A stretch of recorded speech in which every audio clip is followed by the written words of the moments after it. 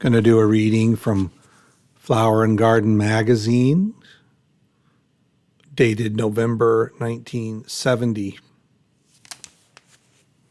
And this reading is on Monstera. The Delicious Monster by M.H. Barry.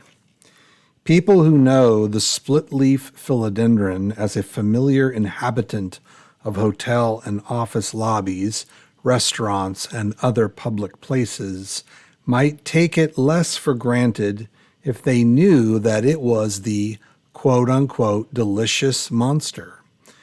That is what its name, Monstera deliciosa, means. This tropical vine with scalloped and perforated leaves, often more than 2 feet long, usually does not produce fruit while its roots are confined in a container, but in its native haunts in South America, the vine stem may grow to as much as 3 inches in diameter and may climb to the top of the tallest trees in the tropical forest, developing a fruit that is really worthy of the name, quote-unquote, delicious. Fruits are about the size of a large ear of corn, and they ripen from the top end down. As they mature, they turn a deep yellow and have the consistency of a well-ripened pear.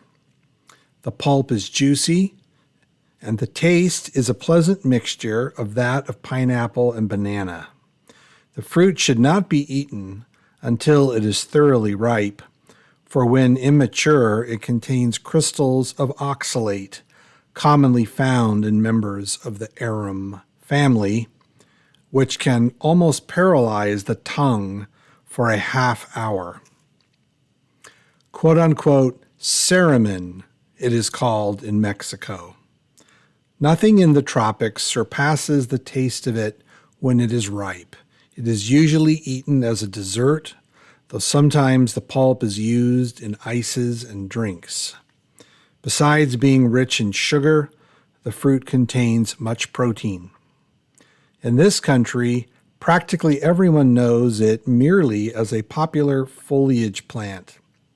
Because of its size, it does not lend itself well to small quarters, but given ample space, it does well as a pot plant and requires but little care. Kept well watered and in a reasonably rich soil, protected from freezing during the winters, it will remain healthy for years. It even tolerates the low light conditions of many interiors. As a member of the well-known arum family, Araceae, the quote-unquote delicious monster has as relatives the calla lily, jack in the pulpit, and skunk cabbage. Calla lily, of course, is not a lily at all, but Xanthodycia ethiopica, native to South America. It has been sold under the name calla lily so long that it would be hard to change its present unsatisfactory name. Jack in the pulpit, familiar to almost everyone because of its widespread range and interesting flower, well illustrates the kind of blooms to be found in this family. Botanically, Jack's pulpit and sounding board is called the spathe. It is similar to the white-hooded spathe of the calla lily.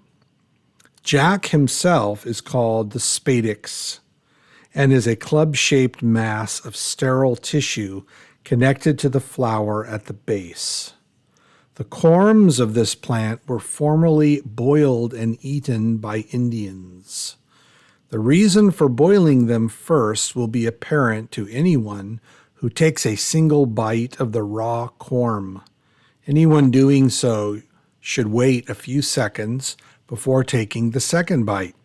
If this is done, the second bite won't be taken because the mouth will be aflame with a painful stinging sensation which will gradually disappear in about a half hour. This is the result of the same oxalate crystals found in the unripe fruit of the ceremin. Boiling destroys the chemical. Many other members of the arum family are used as houseplants. Philodendrons in wide variety, caladiums, Dieffenbachia, also called dumb cane, and the devil's lily or Hydrosmi rivieri, a large plant often grown as a curiosity for its large brownish flowers with carrion-like odor.